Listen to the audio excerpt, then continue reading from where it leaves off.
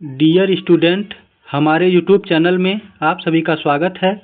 आज हमारे क्विज का टॉपिक है पौधों में परिवहन। चलिए क्विज को प्रारंभ करते हैं। पहला प्रश्न है, पौधों में जल एवं खनिज लवण का परिवहन मुख्यतः किस ऊतक द्वारा होता है? तो इसका सही उत्तर है विकल्प सी, जाइलम द्वारा होता है। अगला प्रश्न, पौधों में भोजन का परिवहन किसके द्वारा होता है? तो इसका सही उत्तर है विकल्प बी, फ्लोएम के द्वारा होता है। अगला प्रश्न, जाइलम में जल किस दिशा में गति करता है? तो इसका सही उत्तर है जाइलम में जल नीचे से ऊपर की ओर गति करता है, क्योंकि मिट्टी से जल धीरे धीरे ऊपर चढ़ते हुए पत्तियों तक पहुंचता है, अतः नीचे से ऊपर गति करता है। अगला प्रश्न है, फ्लोएम का मुख्य कार्य क्या है?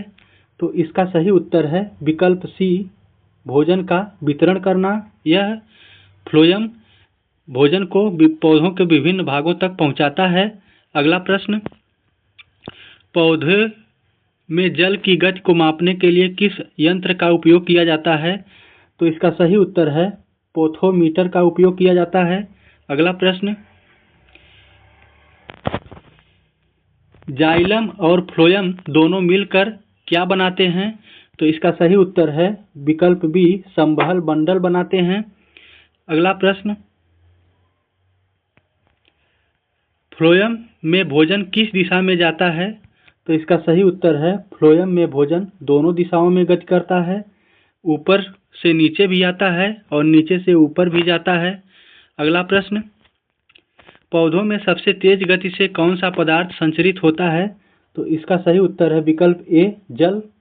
अगला प्रश्न, फ्लोएम की सहायता से कौन सा पदार्थ सबसे अधिक स्थानांतरित होता है? तो इसका सही उत्तर है फ्लोएम की सहायता से विकल्प सी, शर्करा यानी कि भोजन सबसे अधिक स्थानांतरित होता है। अगला प्रश्न, कौन सा ऊतक द्विदिशीय परिवहन करता है?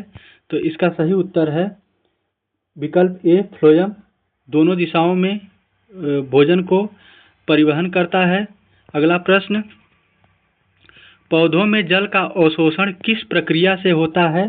तो इसका सही उत्तर है विकल्प सी, परासरण की प्रक्रिया से होता है। अगला प्रश्न, किस ऊतक में दाब प्रवाह सिद्धांत लागू होता है? तो इसका सही उत्तर है विकल्प बी, फ्लोएम ऊतक में। अगला प्रश्न, पौधों में जल परिवहन की दर किस पर निर्भर करती है? तो इसका सही उत्तर है विकल्प डी, उपर्युक्त सभी में। अगला प्रश्न, किस ऊतक द्वारा पौधों में जल और खनिज ऊपर की ओर जाते हैं? तो इसका सही उत्तर है विकल्प सी, जाइलम द्वारा। अगला प्रश्न, जाइलम में जल का संचरण होता है? तो इसका सही उत्तर है विकल्प सी, वाहिकाओं और ट्रेकिड्स के द्वारा। अगला प्रश्न, जड़ों में जल किस भाग से प्रवेश करता है? तो इसका सही उत्तर है विकल्प सी, रूट हेयर से प्रवेश करता है। अगला प्रश्न, पौधों के लिए जल परिवहन आवश्यक है क्योंकि यह विकल्प सी, यह कोशिकाओं को ताजा रखता है। अगला प्रश्न, निम्नलिखित में से कौन सा पथ मिट्टी से पत्तियों तक जल के परिवहन को सही ढंग से दर्शाता है?